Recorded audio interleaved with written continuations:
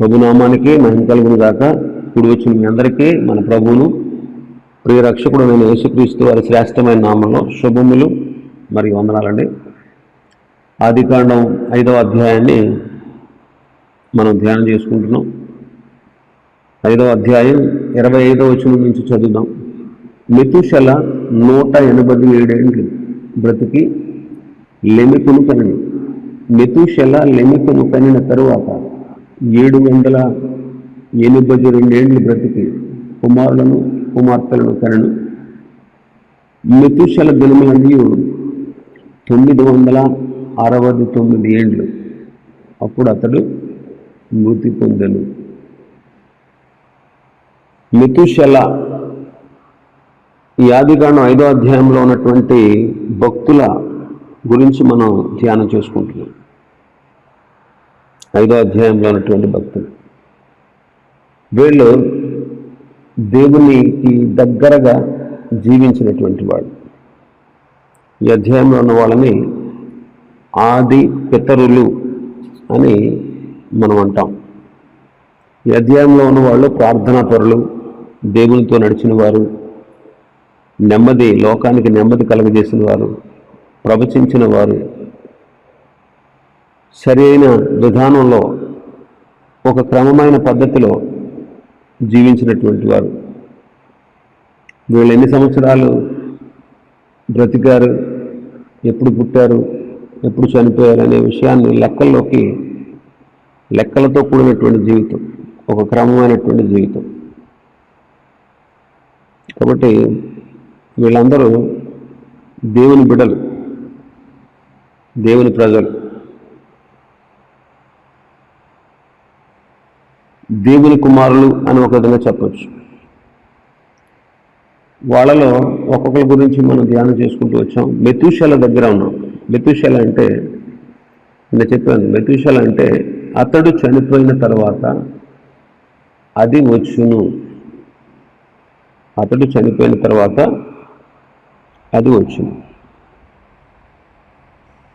మెతూషెలకు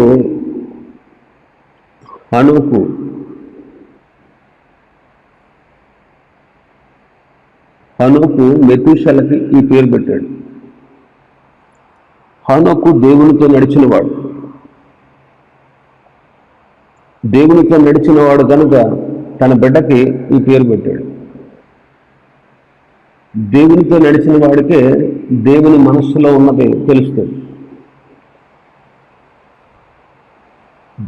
మనసులో ఉన్నది తెలుస్తుంది.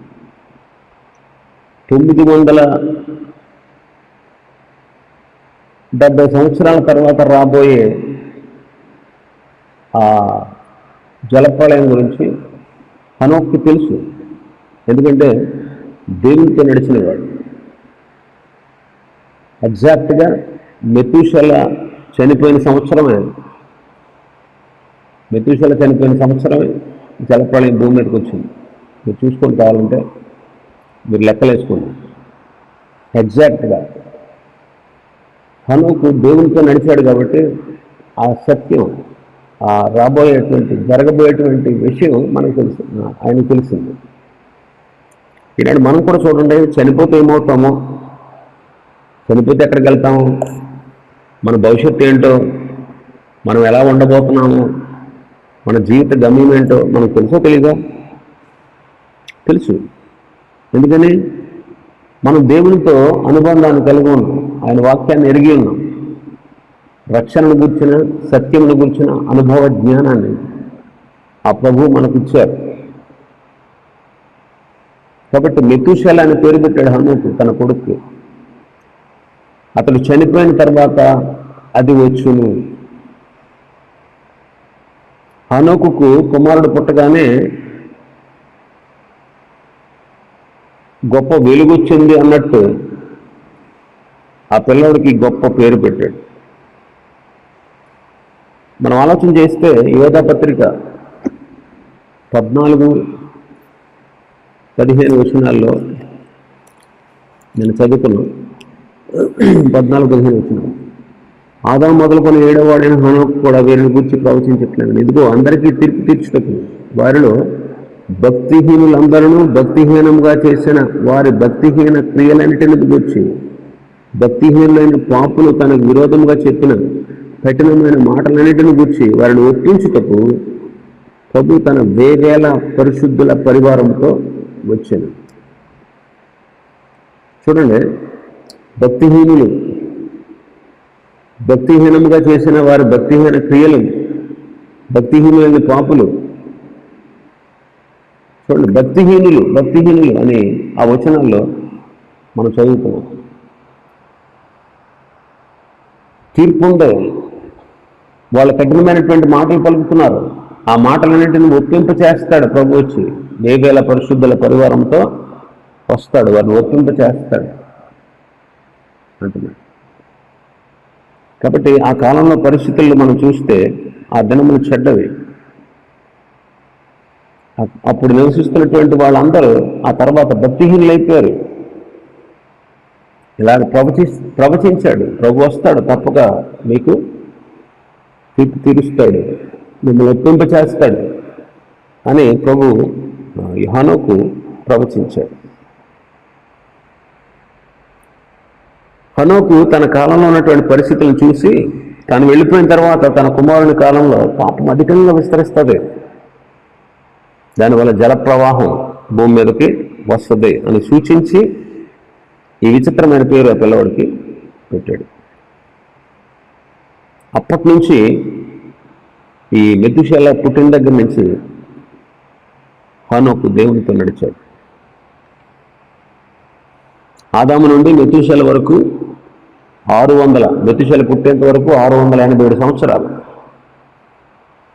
మెతుషేల బ్రతికిన సంవత్సరాలు 969 సంవత్సరాలు, మొత్తం 1656 సంవత్సరాలు. అంటే ఆదాము నుంచి జలప్రళయం వచ్చే టైంకి జరిగినటువంటి కాలం ఎంత అంటే 1656 సంవత్సరాలు. 1656 సంవత్సరాలు అంటే ఆదికాండం 1వ అధ్యాయం నుంచి 6వ అధ్యాయం వరకు ఉన్నటువంటి చరిత్ర 1600 సంవత్సరాల చరిత్ర. 1600 సంవత్సరాల చరిత్ర. ఒక విషయం చెప్పండి, 1600 సంవత్సరాల చరిత్ర 2 పేజీల్లో ఎవడన్నా రాయగలరా? హలో, మీరు అయిపోయిన తర్వాత, ఈ వాక్యం అయిపోయిన తర్వాత మీరు పుస్తకం తీసుకుని మీరు పుట్టిన దగ్గర నుంచి ఎప్పటి వరకు మీ జీవితంలో జరిగినటువంటి సంఘటనలు వివరంగా రాసి చూడండి. 5-6 పేజీలు వస్తాయి. కానీ పరిశుద్ధాత్మ దేవుడు ఎంత గొప్పవాడంటే, మన దేవుడు ఎంత జ్ఞానం కలిగిన వాడంటే, ఒక 5 అధ్యాయాల్లో 1650 సంవత్సరాల చరిత్ర విమిడ్చాడు. మన దేవుని గొప్పతనం అది. కాబట్టి హనోకు ప్రవచించినట్లే మెతుషేల మరణించిన వెంటనే జలప్రళయం వచ్చింది. మెతుషేల మరణించిన వెంటనే జలప్రళయం వచ్చింది. కాబట్టి మెతుషేల పేరులో ఎంత గొప్ప భావం ఉందో చూడండి. మెతుషేలకు పెట్టిన నామం ఎంత గొప్పదో. హనోకు దేవునితో నడిచిన వాడు కనుక ఈ సత్యాన్ని లోకానికి తన బిడ్డ పేరు ద్వారా సూచించాడు. యేసుక్రీస్తు నామం కూడా చూడండి. యేసుక్రీస్తు నామం అద్భుతాలు చేసేటువంటి నామం. అపొస్తలుల కార్యములు 3వ అధ్యాయం, అపొస్తలుల కార్యములు 3వ అధ్యాయం 6వ వచనం. అంతటా పేతురు, వెండి బంగారములు నా యొద్ద లేవు, కానీ నాకు కలిగినదే నీకు ఇచ్చుచున్నాను. నజరేయుడైన యేసుక్రీస్తు నామమున నడువుము అని చెప్పి వాని కుడి చేయి పట్టుకొని లేవనెత్తును. వెంటనే వాని పాదములను చీలమండలము మండలం బలము పొందెను. వాడు దిగ్గున లేచి నడిచెను. నడుచుచు గంతులు వేయుచు దేవుని స్తుతించుచు వారితో కూడా దేవాలయంలోనికి వెళ్ళాను. పేతురు అంటున్నాడు, వెండి బంగారాలు మా దగ్గర లేవు, నాకు కలిగినదే నీకు ఇస్తున్నాను. ఏంటదంటే నజరేయుడైన యేసుక్రీస్తు నామమున నీవు నడు అని చెప్పి వాడి కుడి చేయి పట్టుకుని లేవనెత్తాడంట. వెంటనే ఆగని లేస్తాను, కంగారు పడకుండా ఇలా లేవమంటారు అనట్లేదు. వెంటనే వాడి పాదములు చీలమండలం బలం పొందారు. వాడు దిగ్గున లేచి నడిచాడు. నడవడమే కాదు, గంతులేస్తున్నాడంట. దేవుని స్తుతిస్తూ ఉన్నాడు. వారితో కూడా దేవాలయం లోపలికి వెళ్ళాడు. 4వ అధ్యాయం 10వ వచనం. 4వ అధ్యాయం 10వ వచనం. మీరందరూ ఇశ్రాయేలీయులు ప్రజలందరూ తెలుసుకోవాల్సింది ఏమనగా, మీరు సిలువ వేసినట్టు మృతులలో నుండి దేవుడు లేపినట్టు నజరేయుడైన యేసుక్రీస్తు నామముననే వీడు స్వస్థత పొంది మీ ఎదుట నిలిచి ఉన్నాడు. కాబట్టి యేసుక్రీస్తు ప్రభు నామం అద్భుతాలు చేసే నామం, స్వస్థపరిచేటువంటి నామం. 4వ అధ్యాయం 12 వచ్చిన అపొస్తలుల కార్యము 4:12. మరి ఎవరి వలన రక్షణ కలగదు, ఈ నామముననే మనం రక్షణ పొందవలను గాని ఆకాశం క్రింద మనుష్యులలో ఇయ్యబడిన మరి ఏ నామమున రక్షణ పొందలేము. యేసుక్రీస్తు నామములో రక్షణ. కాబట్టి యేసుక్రీస్తు నామంలో అద్భుతాలు, యేసుక్రీస్తు నామంలో స్వస్థత, యేసుక్రీస్తు నామంలో రక్షణ, రక్షించే నామం. ఫిలిప్పీ పత్రికలో అంటాడు, ఫిలిప్పీ పత్రిక 2వ అధ్యాయం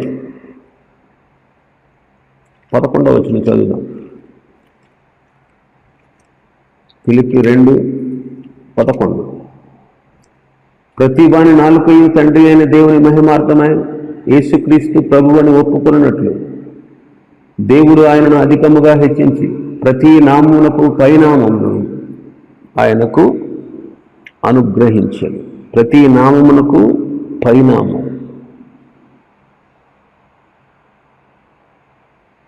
కాబట్టి యేసుక్రీస్తు నామం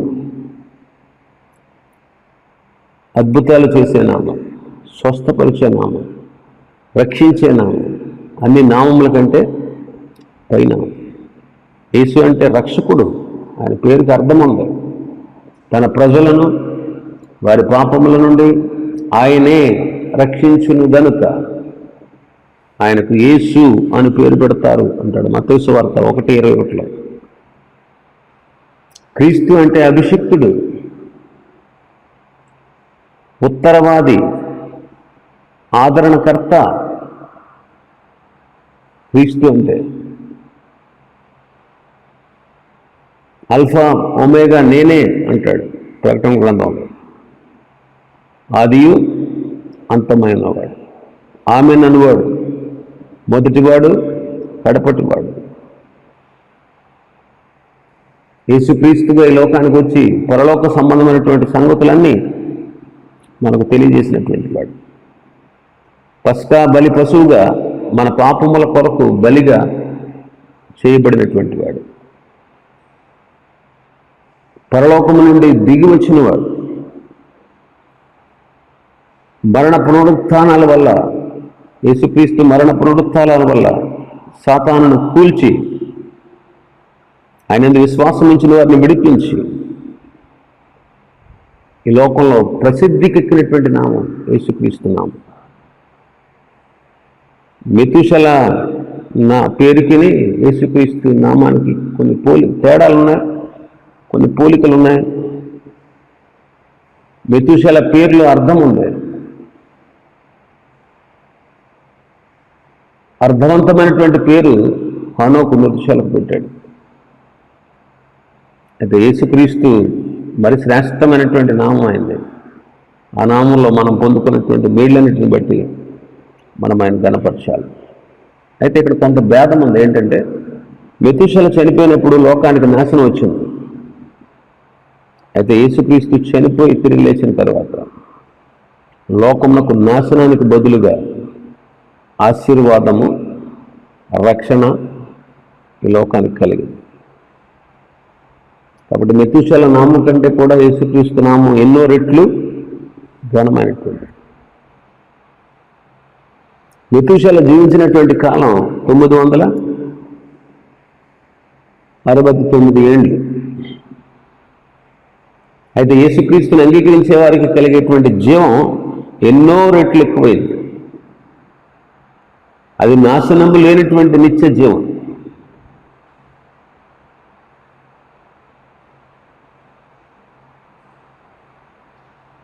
అలాంటి నిత్య జీవం ముందు మెతూషెల జీవించిన సంవత్సరాలు పెద్ద గొప్పవేమీ కావనిపిస్తుంది.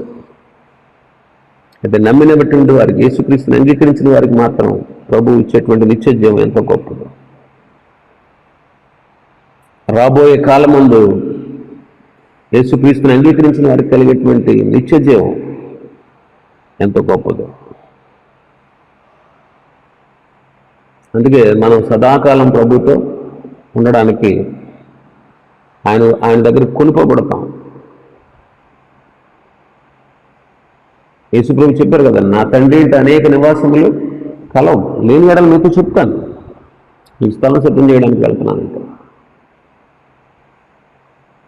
కాబట్టి తండ్రి ఇంట ఆ పైలోకంలో మనం ఉండొచ్చు. మెతూషెల ఈ భూలోకంలో ఉన్నాడు.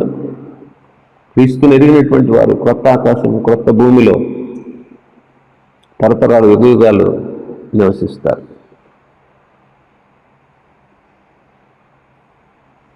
మెతూషెల ఈ స్థూల దేహంతో ఎన్నో సంవత్సరాలు భూమి మీద జీవించాడు. రక్షించబడినటువంటి మనకు ఒక దినాన ఈ దేహం మహిమ దేహంగా మార్చబడుతుంది, క్రీస్తుకు సమానమైన రూపంగా చేయబడుతుంది. అలాంటి దేహంతో ఎలాంటి వ్యాధులు కానీ, బాధలు కానీ, మరణం అనేది లేకుండా నిత్యము మనం జీవిస్తాం. నిరంతరము, శాశ్వతము మనం జీవిస్తాం. కాబట్టి నిరంతరము, శాశ్వతము, నిత్యము జీవించేటువంటి ఆ నిత్య జీవం ఎదుట మెతూషెల జీవించిన 1000 సంవత్సరాలు ఎంత ఆలోచించండి. యేసుక్రీస్తుని ఎరిగిన వారికి దేవుడిచ్చేటువంటి గొప్ప ధన్యత. మెతూషెల స్థూల దేహంతో 1000 సంవత్సరాలు జీవిస్తే, ఆయన యందు విశ్వాసం ఉంచినటువంటి మనం, యేసుక్రీస్తునందు విశ్వాసం ఉంచినటువంటి మనం మరింకన్నో 1000 రెట్లు నిత్య జీవంతో మనం జీవించగలం. కాబట్టి మెతూషెల నామానికి, యేసుక్రీస్తు నామానికి ఉన్న పోలికలు, యేసుక్రీస్తులో మనకు దొరికేటువంటి మేళ్ళు, వాటిని మనం చూస్తూ తెలుసుకుంటూ దేవుని నామాన్ని మనం కనపరచాలి. మెతూషెల యొక్క భక్తిని మనం చూస్తున్నాం. మెతూషెల భక్తుల వంశంలో, భక్తుల కుటుంబంలో జన్మించాడు. ఎంత భక్తుల కుటుంబంలో జన్మించినా కీర్తన 51 ప్రకారం పాపంలోనే జన్మించాడు. అయితే అతను విమోచించబడాలంటే హేబెలును పోలి శ్రేష్టమైన బలి అర్పించి విమోచించబడాలి. ఆదాము అవ్వలు ఆరంభంలోనే ఈ పాఠాన్ని నేర్చుకున్నారు. వారు నేర్చుకున్నటువంటి ఆ ప్రభు నేర్పినటువంటి విధానాన్ని తన బిడ్డలకి బోధించారు. అందుకే నోవహు కూడా జలప్రళయం తర్వాత భూమి మీదకి వచ్చినప్పుడు మొట్టమొదటిగా అతను చేసిన పని ఏంటి? బలర్పించాడు. 8వ అధ్యాయంలో చూస్తాం మనం. బలర్పించాడు. ఆలోచించేయండి, వీళ్ళందరూ కూడా దేవునికి బలి అర్పించి ప్రాయశ్చిత్తం చేసుకున్నటువంటి వాళ్ళే, విమోచించబడినటువంటి వాళ్ళే, విమోచించబడిన వాళ్ళు. ఆ కాలంలో అన్ని సంవత్సరాలు జీవించడానికి గల కారణం ఏంటి? మొదటిది, ఆ కాల పరిస్థితులను బట్టి మనం చూస్తే పాప ఫలితంగా వచ్చేటువంటి మరణం ఇప్పుడున్నంతగా ఇప్పుడు వచ్చేటువంటి త్వరితంగా అప్పట్లో లేదు, మానవుని బాధించలేదు. పాపం వల్ల వచ్చేటువంటి శిక్ష ఈనాడు ఇంత త్వరగా వచ్చి మానవుడు త్వరగా చనిపోతున్నాడు. కానీ ఆ కాలంలో పాప ఫలితమైనటువంటి మరణం వాళ్ళని అంతగా బాధించలేదు. అయితే దీర్ఘాయుషులు మాత్రం మెతూషెల వాళ్ళందరికంటే మించిపోయాడు. ప్రభుకి ఇష్టడుగా దేవునికి సమీపస్తుగా ఉన్నందువల్ల కరుణించబడి మెతూషెల అంతకాలం జీవించి ఉంటాడు. కాబట్టి మెతూషెల యొక్క దీర్ఘాయువు ఛాయగా మనకు కనబడుతోంది. పాత నిబంధనలో కూడా కొన్ని సందర్భాల్లో కొన్ని వచనాలను బట్టి క్రీస్తు వలన మానవులకు కలిగేటువంటి నిత్య జీవం ఛాయగా అక్కడక్కడ ప్రదర్శించబడతా ఉంది.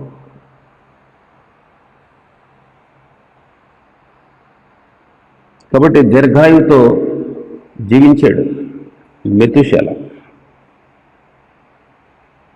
అంటే సామెతల గ్రంథం చూడండి 3వ అధ్యాయం 16వ వచనం.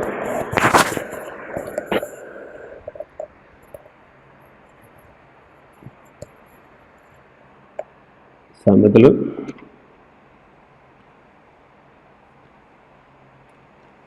3వ అధ్యాయం 16వ వచనం.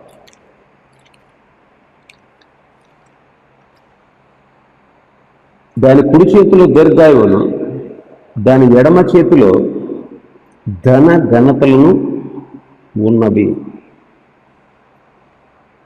దాని కుడి చేతిలో దీర్ఘాయువు, దాని ఎడమ చేతిలో ధన ఘనతలు ఉన్నవి. జ్ఞానమును గురించి చెప్తున్నాడు. జ్ఞానము సంపాదించినటువంటి వాడు ధన్యుడు. వెండిని సంపాదించుకోవడం కంటే, అపరంజిని సంపాదించుకోవడం కంటే జ్ఞానము సంపాదించుకోవడం మేలంటాడు. దాని కుడి చేతిలో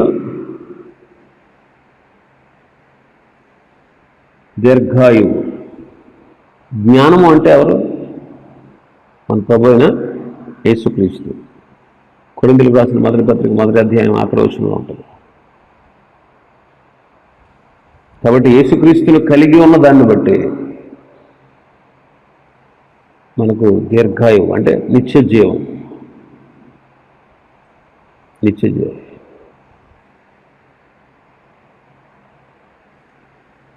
3వ అధ్యాయం 2వ వచనంలో కూడా ఉంది.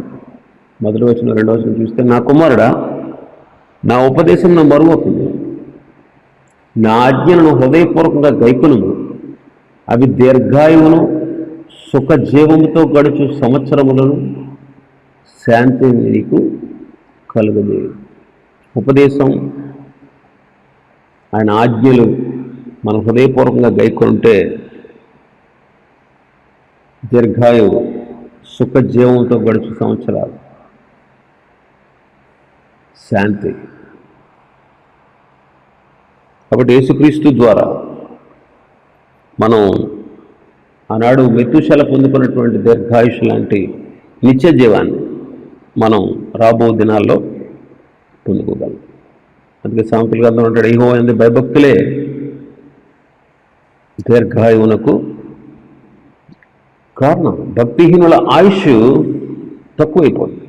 అందుకే చూడండి, వాళ్ళ భక్తిగా బ్రతికారు కనుకనే అన్ని వందల సంవత్సరాలు వాళ్ళు జీవించగలిగారు. అందుకే భక్తిహీనులు అంటూ హనోకు ప్రవచించినటువంటి ప్రవచనంలో భక్తిహీనముగా వారు చేసినటువంటి భక్తిహీన క్రియలు,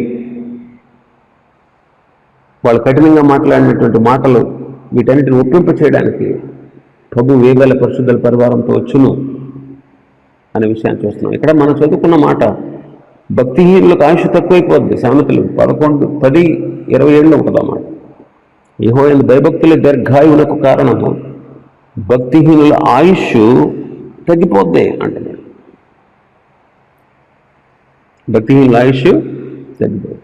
అందుకే 120 సంవత్సరాలకు వచ్చేసింది నోవహు కాలంలో వాళ్ళ వయసు 120 సంవత్సరాలు. 6వ అధ్యాయం 3వ వచనం ఉంటుంది. అప్పుడు యెహోవా, నా ఆత్మ నరులతో ఎల్లప్పుడూ నువ్వు వాదించదు, వారు తమ అక్రమ విషయంలో నరమాత్రులై ఉన్నారు, ఆయనను వారి దినములు 120 ఏండ్లకు.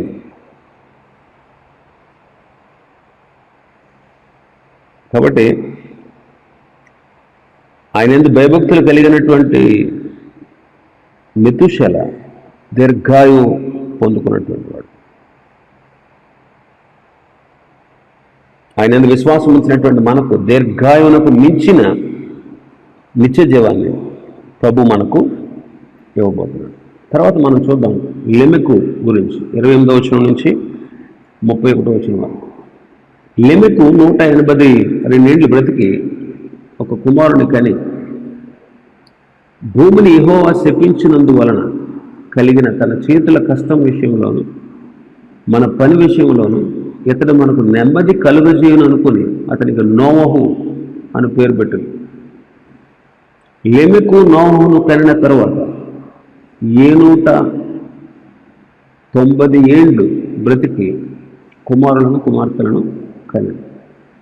లెమెకు దినములన్నీ 777 ఏండ్లు.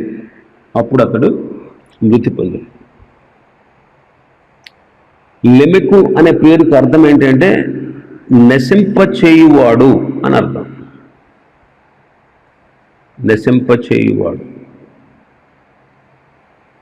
కయీను సంతతిలో కూడా ఒకడున్నాడు లెమెకు అనేవాడు. ఆ లెమెకు అని పేరుకు తగినట్టే భక్తిని అంతటిని విడిచిపెట్టేసి పరిశుద్ధ జీవితాన్ని త్రోసివేసి వాడు లోకానికి చెడ్డ మాదిరిని చూపిస్తూ ఉన్నాడు.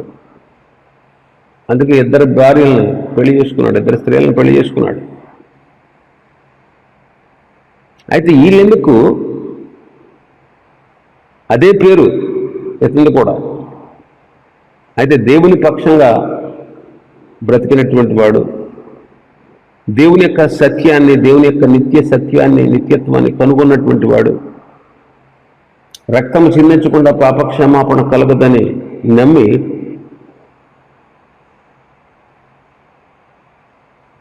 సాతానుని ఆశ్రయించకుండా, సాతానుని వెంబడించకుండా క్రీస్తును కలిగి ఉన్నటువంటి వాడు ఈ లెమెకు. కయీను గురించి ఏం రాశాడు?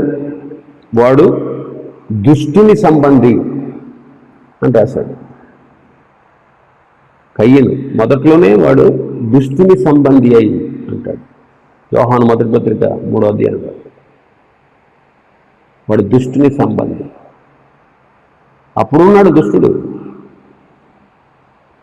ఆ కయీను సంతతి వాళ్ళందరూ కూడా దుష్టుని సంబంధి, దుష్టుని పక్షాన నిలిచి ఉన్నారు. అయితే ఈ లెమెకు దేవుని పక్షముగా ఉన్నటువంటి వాడు. లెమెకు యొక్క ప్రవచనం చూడండి 29వ వచనంలో. భూమిని యెహోవా శపించినందువలన కలిగిన మన చేతుల కష్టం విషయంలోను మన పని విషయంలోను ఇతడు మనకు నెమ్మది కలుగజేయననుకొని అతనికి నోవహు అని పేరు పెట్టాడు. తన పితరుడైనటువంటి ఆదాము దినముల్లో జరిగినటువంటి అక్రమాన్ని బట్టి, పాపాన్ని బట్టి యెహోవా ఈ భూమిని శపించాడు అనే సంగతి ఇతని మనసులో ఉంటాయి. భూమిని శపించాడు మన ప్రభువు. అంతేకాదు ఆ పాప శాపం వల్ల కలిగినటువంటి మన చేతుల కష్టానికి, మన పనికి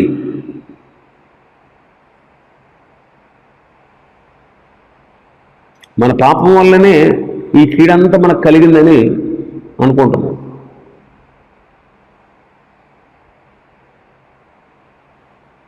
అయితే తన కుమారుడు పుట్టాక ఆ చేతుల కష్టం విషయంలో ప్రభు మనకు నెమ్మది కలుగజేస్తాడులే, ఇతని వల్ల మనకు నెమ్మది కలుగుద్దులే అని ప్రవచించి అతనికి నోవహు అనే పేరు పెట్టాడు. కాబట్టి లెమెకు ప్రవచనం కొంతవరకు నోవహులో నెరవేరింది. కానీ నోవహు కంటే గొప్పవాడైనటువంటి యేసుక్రీస్తు ఈ శాపాన్ని విరగ్గొట్టడానికి, ఈ పాప శాప మరణాల నుంచి మనల్ని విడిపించడానికి స్త్రీ సంతానముగా జన్మించినటువంటి యేసుక్రీస్తు ఈ లోకానికి దేవుని కుమారుడుగా వచ్చి ప్రాణం పెట్టడం వల్ల మనకు ఈనాడు కూడా మనకు నెమ్మది కలిగింది. ఆనాడు నోవహు వల్ల ఆ కాలంలో ఉన్నటువంటి ప్రజలకు కాస్త నెమ్మది కలిగినట్టు యేసుక్రీస్తు వల్ల ఈనాడు మనం కూడా విశ్రాంతిని పొందుతున్నాం.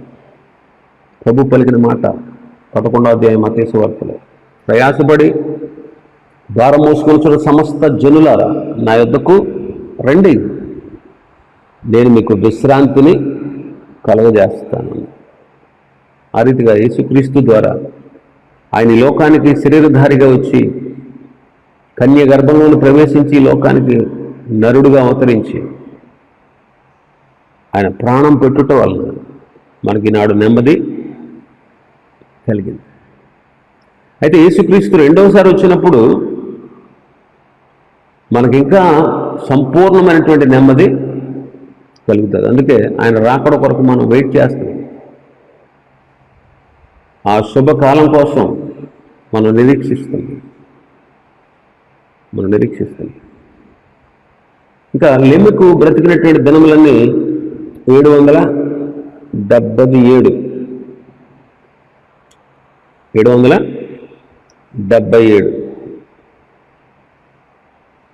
యాక్చువల్గా జలప్రళయానికి 5 ఏళ్ళు ముందుగా చనిపోయాడు. ఇంకా 5 సంవత్సరాల జలప్రళయం వస్తుందనగా లెమెకు ఒక 5 ఏళ్ళు ముందు, జలప్రళయానికి 5 ఏళ్ళు ముందు చనిపోయాడు.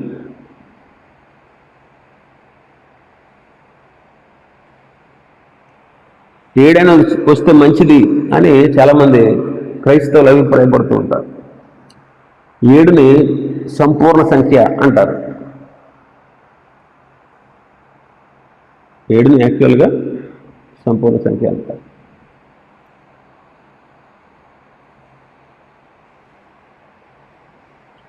ఏడుని లోకస్తులు పలకరు నోటితో.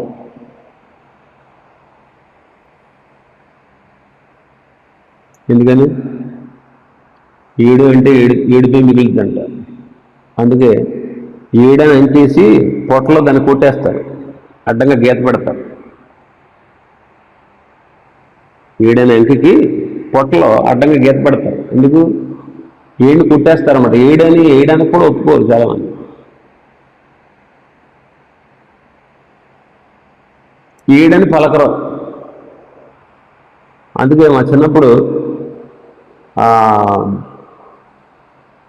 డబ్బులకి కొనుక్కోవడం కాదు, బియ్యం కొనుక్కునే పద్ధతి ఉండేది కాదు. అప్పు తెచ్చుకోవడమే. పక్కింటి వాళ్ళ దగ్గరికి వెళ్ళి అప్పు తెచ్చుకోవడం బియ్యం. ఒక కొంచెం బియ్యం, లేదా 2 కొంచాలు, లేదా 3 కొంచాలు ఇవ్వండి అని తెచ్చుకునేవారు. మళ్ళీ వెళ్ళి ఆడించుకున్న తర్వాత అప్పు తీర్చేసేవారు అన్నమాట. అప్పుడు తీసుకొస్తాడు, మా మామగారి ఇంటికాడ ఉన్నప్పుడు తీసుకొస్తాకి వెళ్తే, లేకపోతే ఎవరన్నా వచ్చి మా మామగారి దగ్గర తీసుకెళ్తే అక్కడ సోలతో కొలిసేవారు. కొలిసేటప్పుడు నేను వినేవాడిని. ఒకటి అనేవారు కాదు, లాభం అనేవారు. లాభం 1, 2, 3, 4, 5, 6, 6 అనేవారు. 7 అనేవారు కాదు. ఇదేంటి 6 అంటారు ఏంటి అనుకునేవాడు నేను. 7 అనకూడదు అని లోకస్తులు మాట అన్నమాట. అంటే పరిశుద్ధ గ్రంథం ప్రకారం 7 సంపూర్ణ సంఖ్య. 7 సంపూర్ణ సంఖ్య. 7 అనే పదం ఎక్కువగా ప్రకటన గ్రంథంలో కనబడుతుంది. వారానికి రోజులన్నీ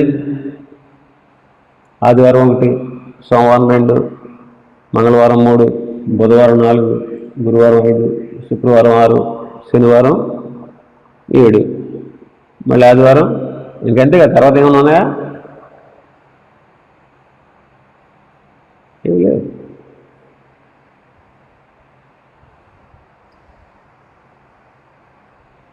ఖండాలు 7 అంతేనా?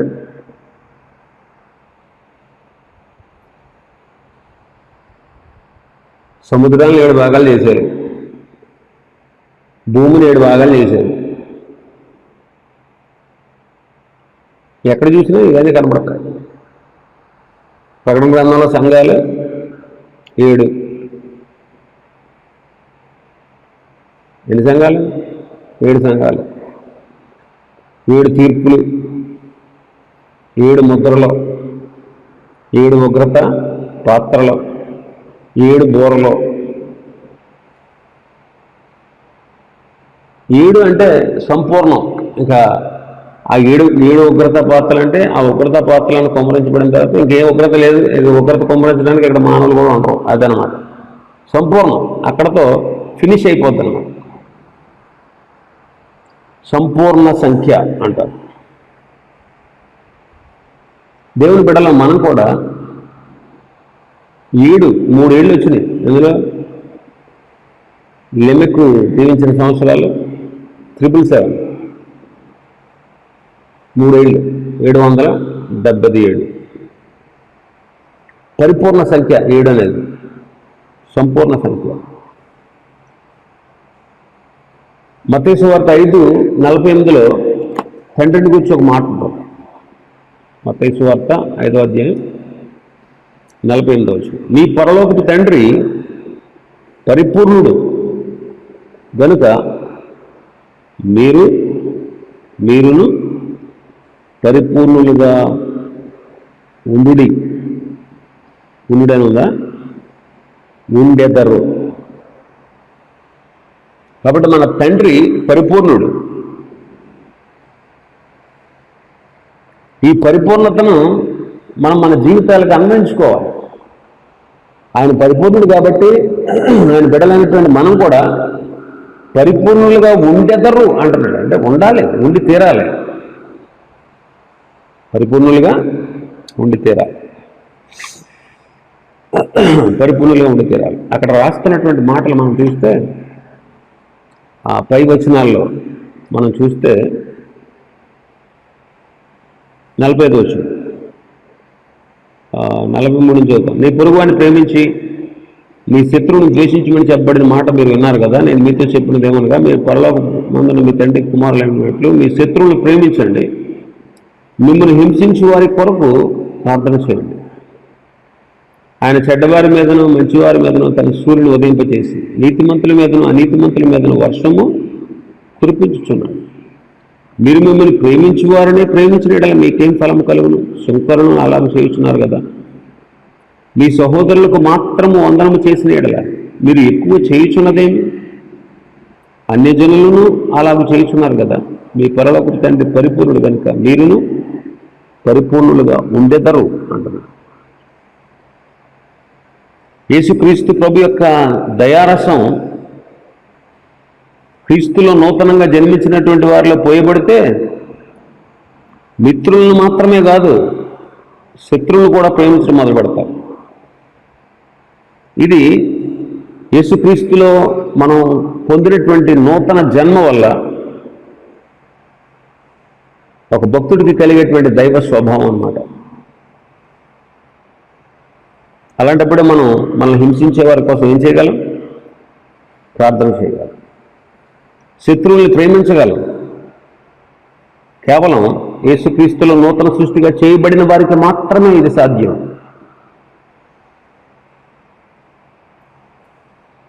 మనకు సంబంధం లేని వారిని క్రీస్తులోకి నడిపించడం, ఇదే మనం చూపించేటువంటి ప్రేమ. ఇది దేవుని శక్తితోనే మనకు సాధ్యం. కాబట్టి మన తండ్రి పరిపూర్ణుడు, మనం కూడా పరిపూర్ణులుగా ఉండాలి. యేసుక్రీస్తు దైవత్వం కలిగినటువంటి వాడు. ఆయన గురించి చెప్పబడేటువంటి మాటలు ఏంటంటే, ఆయన సంపూర్ణమైన దేవుడు, పరిపూర్ణమైన మానవుడు అని మనం చాలాసార్లు తెలుసుకుంటూ వస్తున్నాం. ఆయన పరిపూర్ణుడే, కానీ మన విమోచన కొరకు ఆయన తనకు తానుగా అప్పగించుకుని మన కోసం చనిపోయాడు. ఆయన బలి అవ్వడం ద్వారా, ఆయన చేసిన ప్రాయశ్చిత్తం ద్వారా మనకు రక్షణ దొరికింది. ఆయన మరణించి 3వ దినాన తిరిగి లేచాడు.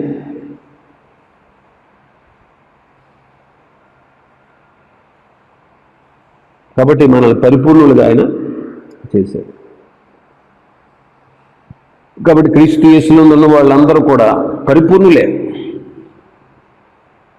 క్రీస్తు యేసులో ఉన్న వారందరూ కూడా పరిపూర్ణులే. కాబట్టి క్రీస్తు దైవత్వం యొక్క సంపూర్ణతలోకి, పరిపూర్ణతలోకి మనం రావాలి. ఆయన భక్తులైనటువంటి మనం పరిపూర్ణులుగా చేయబడి ఆయనకి ఇష్టమైన కార్యాలు మనం చేస్తూ ఆయన బిడ్డలుగా మనం కొనసాగాలి. కొరింథీ సంఘస్థులు అసంపూర్ణులు, ఇంకా సంపూర్ణులు కాలేదు.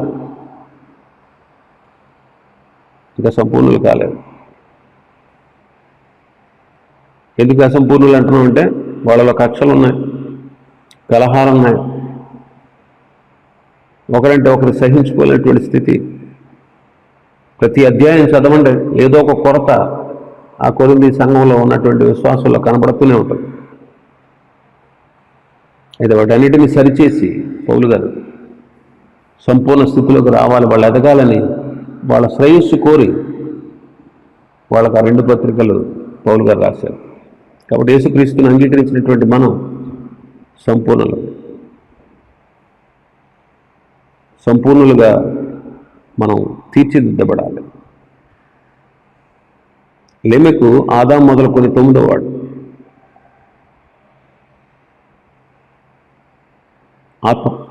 ఆత్మఫలం చదవండి ఒకసారి. గలతీ పత్రిక 5వ అధ్యాయం 22. గలతీ 5:22. ఆత్మఫలం ఏమనగా 1 ప్రేమ, 2 సంతోషం, 3 సమాధానం, 4 దీర్ఘశాంతం, 5 దయాళత్వం, 6 మంచితనం, 7 విశ్వాసం, 8 సాత్వికం, 9 ఆశాలేఖనం. లెమెకు ఆదాము నుంచి 9వ వాడు. ఆత్మఫలంలో కూడా 9 లక్షణాలు ఉన్నాయి. కాబట్టి నేను అనేది ఏంటంటే మనం సంపూర్ణతలకు రావాలి అంటే ఆత్మఫలంలో ఉన్నటువంటి 9 లక్షణాలు మనం అలవర్చుకున్నప్పుడే మనం ఆత్మానుసారంగా జీవించగలం. పరిశుద్ధాత్మని పని ఏంటంటే మనల్ని సర్వసత్యంలోకి నడిపించాలి. ఇది పరిశుద్ధాత్మ పని. ప్రభు చెప్పిన మాట అదే, యోహాను సువార్త 16వ అధ్యాయంలో. సత్యస్వరూపి అయిన ఆత్మ మీ దగ్గరకు వచ్చినప్పుడు మిమ్మల్ని సర్వసత్యంలోకి నడిపించును అంటాడు. అప్పుడు దేవుని వాక్యాన్ని ప్రకారం మనం జీవిస్తూ సంపూర్ణతలోనికి మనం నడిపించబడాలి. కాబట్టి సేతు వంశస్థుల లక్షణాలు ఈ ఆదికాండం 5వ అధ్యాయంలో చూసాం. వాళ్ళు ఆశీర్వదించబడిన వాళ్ళు, దేవుని ఎరిగినటువంటి వాళ్ళు, ప్రార్థనాపరులు, దేవునితో నడిచిన వారు, దేవునికి ఇష్టలైన వారు, దేవుని యొద్ద కొనుకోబడిన వారు, ఎప్పుడు మరణించారనేది లెక్కతో ఉన్నటువంటి జీవితం వాళ్ళది, ప్రవశించిన వారు, దీర్ఘాయువు కలిగినటువంటి వాళ్ళు, యెహోవా యందు భయభక్తులు కలిగిన వాళ్ళు, నెమ్మది లోకానికి కలిగించిన వాళ్ళు, క్రీస్తును పోలిన వారు, నీతిమంతులు వాళ్ళు, దేవునితో సహవాసం కలిగిన వారు, విశ్వాస వీరులు, దైవ సత్యాలను ఇతరులకు బోధించిన వారు. వీళ్ళలో బహుభార్యత్వం లేదు, వీళ్ళలో స్త్రీలకు ప్రాముఖ్యత లేదు, వీళ్ళ ఆస్తులను గూర్చిన వివరాలు లేవు, వీళ్ళ ఆభరణాలు ధరించారని అందచందాలు కానీ వీటి గురించి ఏమీ రాయలేదు. శపించబడిన వారు ఒక్కరు లేరు, వీరిలో హత్యలు లేవు, స్వార్థాలు లేవు. ఇలాంటి వాళ్ళు సేతు వంశస్థులు. అలాంటి సేతు వంశస్థుల లక్షణాలు కలిగి జీవిస్తే ప్రభు మనల్ని కూడా ఆశీర్వదిస్తాడు. ప్రార్థన చేసుకున్నాం. పరిశుద్ధుడైన మా తండ్రి, ప్రేమ స్వరూపినికి స్తోత్రాలు స్తుతులు చెల్లిస్తున్నాం. ఆదికాండం 5వ అధ్యాయంలో ఉన్నటువంటి సేతు వంశస్థుల లక్షణాల గురించి మేము తెలుసుకున్నాం. వీళ్ళు ఆశీర్వదించబడిన వారు, వీళ్ళు మిమ్మల్ని ఎరిగినటువంటి వారు, వీళ్ళ ప్రార్థనా పరులు, వీళ్ళ మీతో నడిచినటువంటి వారు, వీళ్ళ నీకు ఇష్టలుగా బ్రతికిన వారు, వీళ్ళని ఇష్టలుగా ఉండి మీ యొద్దకు కొనిపోయారు. వీళ్ళు క్రమమైన జీవితాన్ని జీవించారు, ప్రవచించినటువంటి వారు, స్థూల దేహంతో దీర్ఘకాలం జీవించినటువంటి వారు, నీ యందు భయభక్తులు కలిగిన వారు, లోకానికి నెమ్మదిని కలిగించిన వారు, క్రీస్తు లాంటి మిమ్మల్ని పోలినటువంటి స్వభావాన్ని, లక్షణాలను కలిగి ఉన్నటువంటి వారు, నీతిమంతులని హెబ్రీ పత్రికలో సాక్ష్యం పొందినటువంటి వారు, మీతో సహవాసం కలిగిన వారు, దైవ సత్యాలని ఇతరులకు బోధించిన వారు, వీరిలో అపవిత్రత లేదు, వీళ్ళు లోక సంబంధమైనటువంటి విషయాల మీద ఆసక్తిని కలిగిన వారుగా లేరు, వీరిలో శాపం లేదు, వీరు హత్యలు లేవు, స్వార్థం లేదు, వీరు నిబిడలుగా చక్కటి సాక్ష్యం కలిగి జీవించారు. అలాంటి చేతు వంశస్థుల లక్షణాలు మాలో కూడా ఉండి మేము కూడా నీకు బిడ్డలుగా సంపూర్ణులు మగుటకు సాగిపోవడానికి సహాయం చేయమని ఘనత మహిమ ప్రభావం మీకే చెల్లిస్తూ హృదయపూర్వకంగా కృతజ్ఞతలు చెల్లిస్తూ రక్షకుడైన దేవుడు అని మీ నామాన్ని స్తుతిస్తూ మా జీవితకాలం అంతా నిత్యము మమ్మల్ని స్తుతించే భాగ్యాన్ని తెచ్చాడు. మరలా మరొక నూతన ఉదయం మాకు అనుగ్రహించి మేమందరం కలిసి నిన్ను ఆరాధించి స్తుతించి నీ వాక్యాన్ని ధ్యానించేటట్టు సహాయం చేయమని, ఏదైనా దేవునితో ఆశీర్వాదాలు నింపండి. మా పనిపాట్లన్నింటిలో మీరు తోడుగా ఉండి మమ్మల్ని దీవించి ఆశీర్వదించమని, ఆత్మ సంబంధులుగా మరింత ఎక్కువగా బలపడుతూ ఆత్మానుసారంగా నడుస్తూ మీకు ఇష్టలుగా బ్రతుకుటకు సహాయం చేయమని అతి శీఘ్రం రానున్న రక్షకుడు యేసుక్రీస్తు ప్రభువారి శ్రేష్టమైన నామంలో ప్రార్థించి స్తుతించి సమర్పించి బ్రతిలాడు